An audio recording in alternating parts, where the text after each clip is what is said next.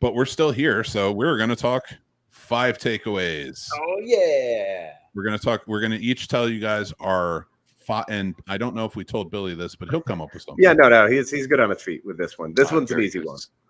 So we're going to talk about our favorite starships in sci-fi. Any type of sci-fi, video games, movies, TV, whatever. I can hit that easy. Well, why don't you kick us off for Battlestar Galactica? Okay. Not going to survive most ships in sci-fi. It will get destroyed, devastated pretty quickly. But for handling what it has in its universe, freaking amazing ship. First of all, enormous, humongous. I mean, like gargantuanly sized. Second of all, the iron shield it's got around it of just nonstop projectiles firing a cloud of stuff out that's just going to wipe you if you get anywhere near it. And then the heavy hitters of its cast isn't photon torpedoes or anything. It's just old-fashioned nukes. Like, fuck it. Whatever, hit them. I just love the brutality of that ship. Nothing screams we're surviving the way that ship says, holy shit, we're barely hanging on to try to find a home than that one does. I love it. Big fan. Nice. Yeah, that's a great pick, man. Yeah, it is a really good one. Case, what do you got? What's yours? So I originally was actually thinking Battlestar Galactica as well. I was kind of leaning that way because of the size and the fact that I like it, but I actually changed my mind. My number 5 is the Resolute from Lost in Space. Good the shit. reason it's my number 5 is because it is a life ship meant to go extreme distances. It's a gorgeous design. I love the layout of this ship. I love the way it was put together. I think it's got really pretty clean lines. It's got that fun oval design. It's a little different from what you generally see, but the size of it, it's like a double as the size of the Millennium Falcon, but far more advanced. And I love the advancements in it. So inside, it's very clean. It's very sharp. And everything, all the surfaces you can interact with. The map room is rad. Like in the bridge is so cool how it pulls up the map in that sort of sandbox design to be a 3D representation. All the little things in that really made it one of what I think is one of the better ships out there. Agreed. Nice. All right. And my number 5, it's squeezed out, and it deserves honorable mention. I'm sure it's going to be mentioned again, but it's squeezed out Serenity. But I'm very big on ships from especially the Star Trek world, and this is one that's actually not from Star Trek, but the movie heavily influenced Gene Roddenberry. It had transporters. It had the crew, how they interacted, what they were. It's Forbidden Planet, and it's the ship from the Forbidden Planet. It's the United Planets cruiser C-57D. I like the saucer. It looks very Martian, but if you look inside, it's very advanced and very much like what you would see on Star Trek. Mm-hmm. Yeah, so that I put it up there because I really like it.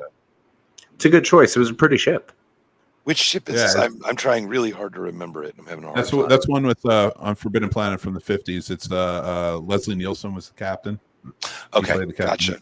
I remember now. Okay. The Leslie Nielsen one that looks like it should be making fun of stuff, but it's not. He means it. Yes. Yes. Okay. Yeah, that's my number 5. So Billy, what do you got for 4? Shit. Okay. I came up with like 3 while we were talking. So let me think, because I want to do them in order here. I want to get one right. Let's go with number 4, purely on novelty effect. I'm going to go with I can't remember what the name of the ship was, but the ship from Spaceballs that turns into the vacuum cleaning lady. Yeah. Oh my God. Yeah. Spaceballs 1. And then ends up Spaceball 1. Yeah. And then ends up, as the Planet of the Apes statue at the very end. That shit just made me laugh so damn hard. Like, who cares if you're going to win a fight or not? I mean, first of all, that ship would. They clearly canonically made that an incredibly powerful ship. You just never get to see it do anything really powerful. But the fact that it can transform into a vacuum cleaning lady and suck up your planet's atmosphere is pretty rad. I'm down with it. Yeah, for sure. That's a good point. A good pick. What you got for me, Case? For number 4, I'm coming in hot, buddy. I'm coming in with one that I think everybody knows I'm going to hit with, and that's Serenity, bro. I love that ship, that hunk of junk, and I put this above the Millennium Falcon. Falcon didn't make my list. If there's a hunk of junk ship that I love, it's Serenity. I mean, it's all guile intact, and there's no guns to it, so it's a matter of you've got to outthink your way in the situation. And there's something that I love about that at the end of the day. So that's my girl. Love it. Love it. All right. So mine going on for this next one is going to be the Rocinante from The Expanse. Yeah, boy. I love the ship. I know it's a smaller bird, but it look at everything it went up against and everything it did. It is such an integral ship to that universe and everything it brought to the table and how it kind of led the pack and inspired so many. It deserves that. Like, again, I love Serenity. I love so many ships, Millennium Falcon, but nothing inspired a people quite like the Rocinante. Maybe the Enterprise over that. Okay. Nice. Right. All right. So, Billy, what you got for number 3? So, okay. So getting the joke ships out of the way, I was going to go either Serenity or Rocinante as my next one because I like the small, nimble ships. But if you go in universe, I'm going to back up Rossi on this one. The Rossi was a terrifying ship. Everyone was scared of that ship. In universe, it was an absolute paper shredder going through everything. It would just destroy and devastate anything that came up against it. You may be able to knock it out, but you're going to die in the process. Even the big military ships were scared of it. That's because it was that little thing with rail guns. It was a fast ship with rail guns. Can hit you from real far away, and when it comes at you, it's this little target coming straight at you super fast. So it's like, yeah, you're kind of fucked on it. So great ship. Of course, Serenity. We all love the Serenity, but that is pilot, man. That's Wash. You put Wash behind the seat of any ship, he would do the same thing. He just happened to be behind the pilot's seat of the Serenity. So I can't count the Serenity. That's Wash. So mine, since my two I would have gone with or taken, I'm going to go with the ship, Grig's ship from the last Starfighter that turns into the Death Blossom at the end. Right? Wow, yeah. That was able to turn the tide of an intergalactic war. Yeah. Bam. Small, nimble, brutal, bristling with weaponry. I'm all about it. Yeah. That's strong. I want to ask you guys your opinion. If you take Wash and you put him in any other starship, where do you think he'd be the happiest? Enterprise. Outside Enterprise? Enterprise. That dude would be the best pilot that Starfleet had ever seen. I think he'd be amazing in the Rocinante, man. I think he'd be dangerous in the Rossi. I think he'd be wasted in the Rossi.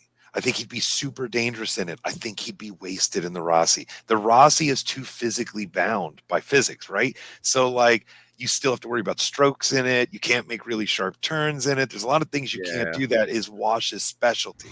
I think you need a brutal ex-Marine pilot to fly the Rossi. You can't have this nice guy who's just real good at floating on the wind in that one. But you give that man the Enterprise or the Voyager, the Titan. Defiant? The Defiant. Thank you. The Defiant. That's what I was thinking of. You give him the Defiant, son, he makes a difference in the fucking Borg Wars. You know what I'm saying? Yeah. I'm passionate about this. Wash belongs in Starfleet. Oh, bad Washburn for Starfleet. Damn straight. That's amazing. All right. Casey, did you do your number? Was it 3? Or that wrong? We're on number 3. Number 3 for me, I think it's a pretty weird pick because I haven't mentioned it yet. And honestly, after all of the thinking about all of these different ships, this is the ship I'd probably most like to be on, even though it's not my number 1. But that is the Orville when it was retrofit. So after the war with the Kalon, that was a bomb ship, my friends. That is a beautiful vehicle. The lines on it are great. I love the style of the ships in the Orville, the fins in the back, like that all light up like nacelles, done slightly differently. They still have the holodeck and everything I want on the Enterprise D. It's just, done in a more fun style and really beautiful. So I would definitely be all about getting on that thing. Plus, that thing takes a beating. I mean, that ship gets beat up. Yeah. She's a tough bird. So, yeah, definitely the Orville.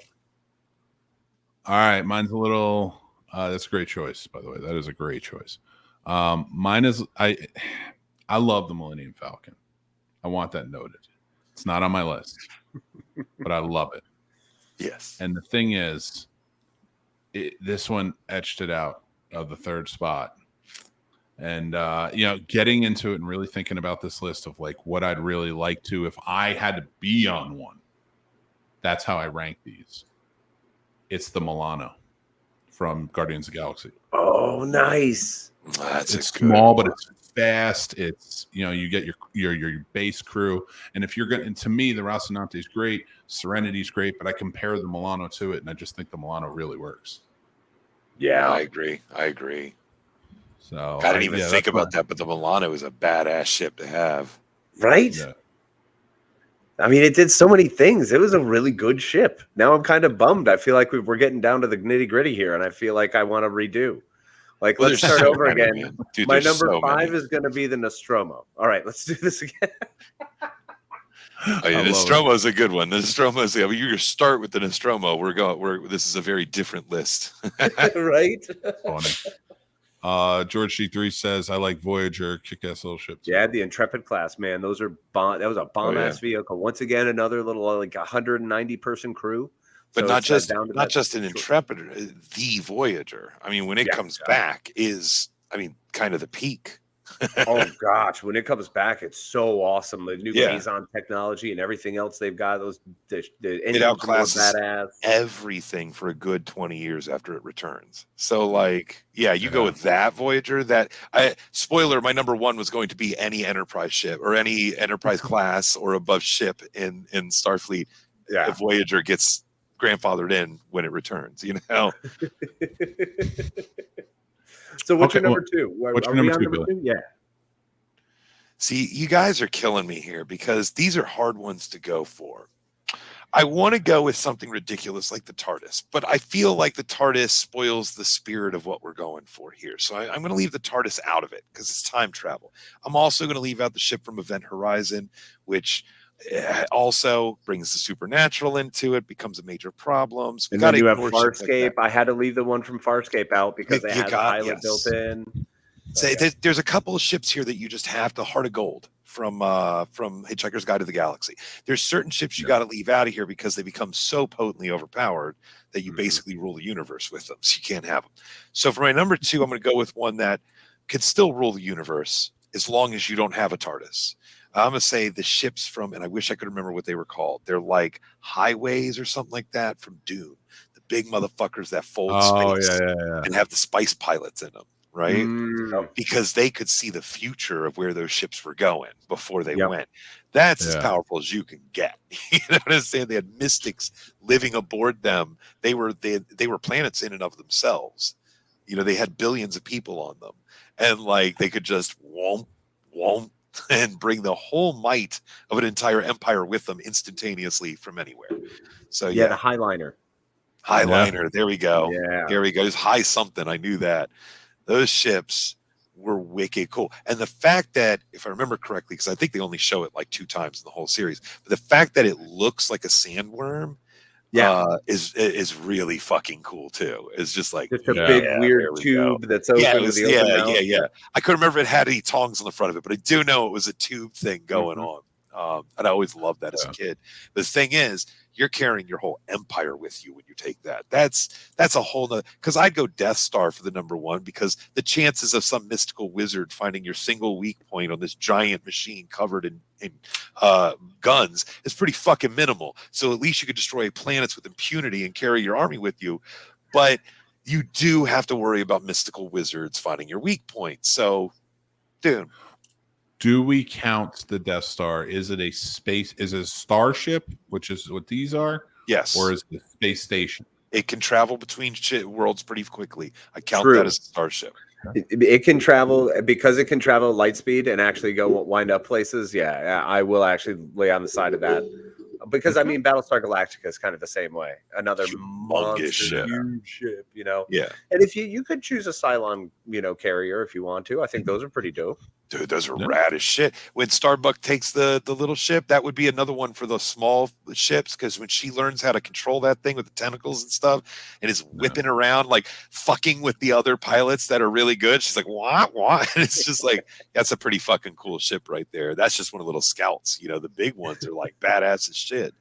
Right. God, there's so many good sci-fi ships, you guys. This is a hard one to go with. Casey, what's your number 2? Okay, so my number 2, I went with a fighter. I had to. There's too many good fighter classes out there that I've always loved, and I went with, this is where I got my Star Wars one, and I went with the B-wing, one of the lesser known vehicles, but one of the strongest ships in the Rebel Alliance fleet.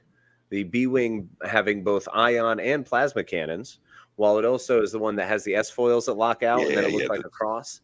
Yeah, so it carries like a boatload of photon torpedoes, or if you want to do space bombs, it can do heavy bomber missions. I've always loved that vehicle. Plus the fact that the cockpit, everything spins around the cockpit. It's like a giant gyroscope around it. So it's so neat the way it moves and maneuverability of it. I just love that mid-class destroyer fighter, kind of like the P-38J Lightning from World War II. I've always liked the sort of, it wasn't quite a fighter, it's not really a bomber, it's somewhere in the middle. I love that style vehicle. So the B-wing is right there for me. Very cool. I like that. Wait, okay, so hold on. I'm sorry, I don't mean to interrupt, but I just want to clarify. The B-wing is the one, it has the 4 foils, not the 3. Right? Yeah. So it just looks like an up and down piece, and then when it S-foils, it pops out. Yes, okay. And then it can spin to the side. And and that's the one that carries the small complement of bombs, but huge amount of torpedoes on it, isn't it? Right? Okay, exactly. That is a pretty badass one. You know, I want to say real quick, because I love in the Star Wars series the fact that they have incredibly advanced technology they use incredibly primitively is one of the dichotomies I love about that series. But also those ships, I love how the small ships, Slave One, B-Wing, the X-Wings, the TIE Fighters, the Interceptors, they're more dangerous than the big ships in most cases, just because there's no shielding on shit. So these fast ones that can get in blah, blah, blah, blah, blah, are just way scarier. All right, I'm sorry I interrupted. No. I'm happy to hear it. I'd rather talk about that now. Yeah. I mean, the A-Wing is up there for me too. It's a difficult one not to choose. The X-Wing is iconic, and it was always neat, and the fly one would be neat. But the A-Wing was my favorite because usually the people who survived in the A-Wings, you had to be a badass pilot because you were flying fast. You were flying faster than everyone else. You were just cruising, man. The B-Wing I like because it's big enough because it can kind of dolt along, but it's also powerful enough because you have your 2 phase cannons, but you also have your 2 ion cannons, so you can disable ships. So you can kind of get away. So, yeah, I love that. Excuse me 1 second, guys. Just bear with me for a second. Just bear with me. I'm working on something. No, I was working on something because somebody who was supposed to be on tonight had an emergency come up, so he can't be there, which is fine. It's completely understandable. But I just wanted to answer him, let him know it's fine. So my number 2 is the TARDIS. I'm sorry. I understand that it's a time traveling, but it is a starship. If the Death Star is a starship. Yep, it is. It is. I like I said, it would be my number 1 just because pen space and time. I mean, it's literally invincible. They've tried to kill it. You can't. It's impossible. So it is an invincible ship that could take you anywhere, anytime, and it's paradox free as well.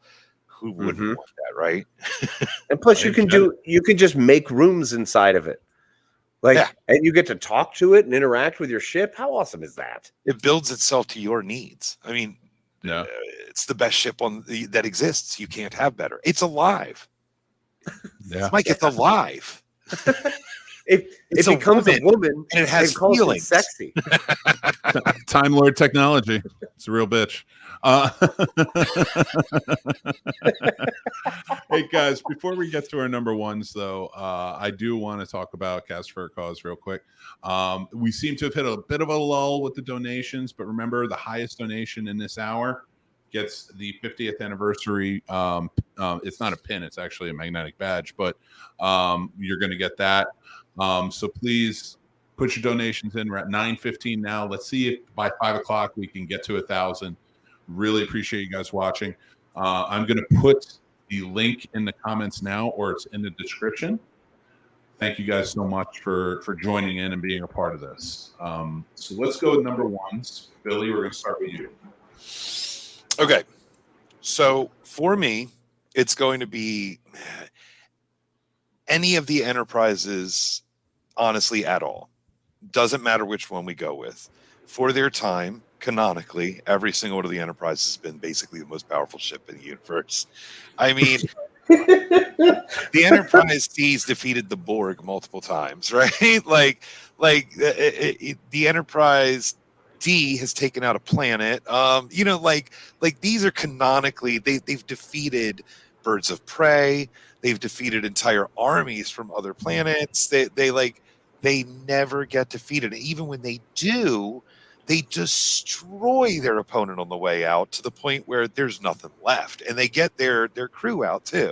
So for me, if I got to cruise around the universe, I'm doing it in an invincible, bulletproof, shielded from everything ship that has dilithium cores it can eject in case of an emergency, warp cores that it can blow in case you want to fuck someone's world up.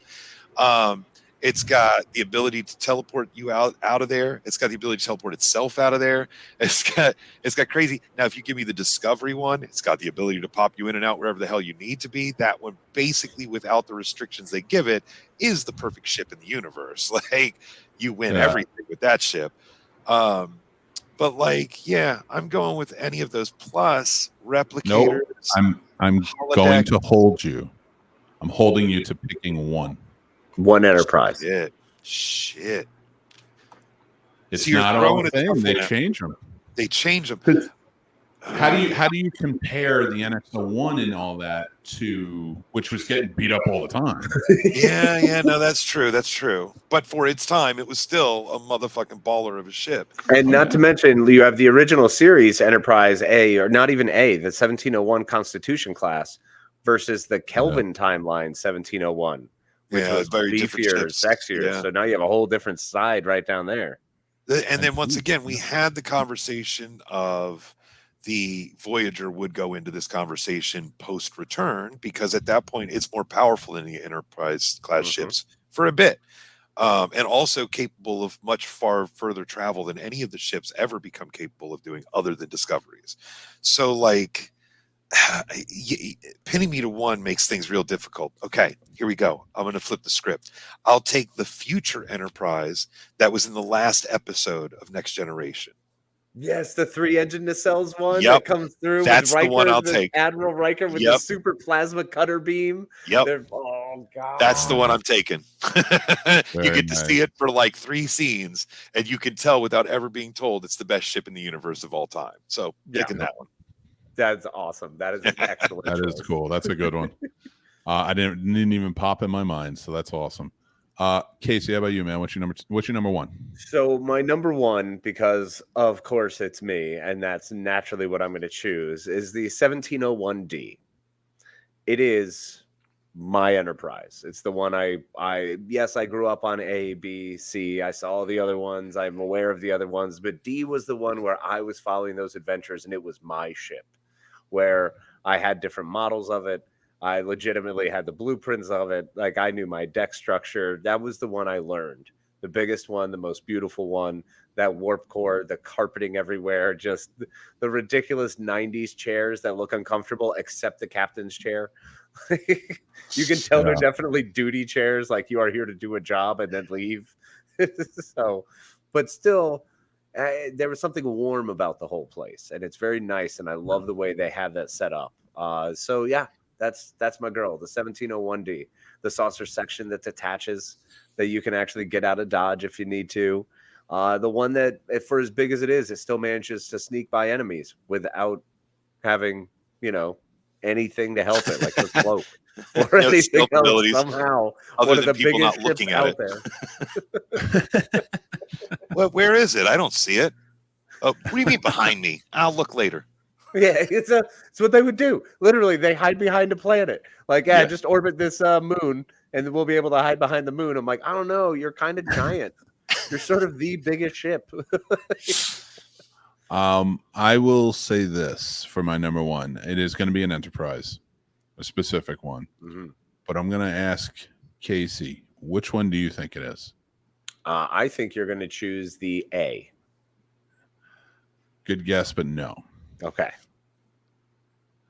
I thought about this. The E was one I always like kind of gravitated towards. I love the E. Of course, I Beautiful. respect them. Well, I mean, E has better weapons. I get it. Like, you know, it's definitely it's a fighter. I've changed it though. Okay. And it changed after last night's episode of Picard. Mhm. I am going with the D. I'm giving the D to you guys right now. Oh, I'm loving that D. And why do you think I'm going with the D, Casey? Because it reminds you of the late nights when you touch yourself. Yes, but why else do you think I'm going with the D? No. No, you know what it is? What changed for me wasn't even nostalgia of them getting on the ship. Mhm. It was a line that Picard threw out. And that was when he goes, the carpeting. Yeah. And you said it too. And what it made me realize was if I'm going to be on any ship, and I'm not talking I'm bridge crew or anything like that, and fat people really aren't allowed in Starfleet, so it's all right. But if I'm going to be on any ship and probably feel most comfortable, it's going to be the D. It feels the most at home. Your point, Casey, like it feels like a place you would want to walk around and be a part of a community. None of the other ships feel like that. The Cerritos does. And I understand it's a bit of a stretch because it's animated, but it's very similar to the inside of the D. That's why I'm bringing up that California class is so similar to the Galaxy class because of the time they were built. Sort of like the Nebula class. All of those ships are very similar style, and I really dig that style. Boom. Boom. There it is. I love it. I just love it. I mean, the wraparound thing for ops is perfect. Your tactical station there is phenomenal. I love the fact that you can interchange the front and it can be either, you know, your ops station or your navigation station because they changed it again last night. If you didn't notice there, Mick, they changed the stations again. They swapped them. Yep. Notice how Data's the one who sets the course and he's sitting in the ops seat. Son of a gun. Yep. You know what I did? What didn't the D get upgraded weapons at one point too? So it's got some like wicked shit in it. Oh yeah, it's phaser banks. Those are some of the strongest phaser arrays, hands down in Starfleet. Yeah. I mean the E is gorgeous. I love the E. The E's amazing. I loved it in the movies, but the D, because again, if I have to travel through space, I want it to feel like a family. And that is probably the ship the most likely you're to feel like a family. Although there's only 7 of them on that ship in the new series, and the rest of that crew is probably all dead. So maybe not quite the family. They even mentioned it that it's all drones loading it up, you know, because obviously if Geordi's been working on it the whole time, he had to take it out for a spin, and he's only got 2 daughters. So you can only get them in to help him so much. True. Oh my God. But that's our 5s. That's our 5 takeaways from Starships. And we'd love to hear yours, guys. If you have them, let us know. Sound off in the comments. Go off with it. Again, we're doing Casters for a Cause.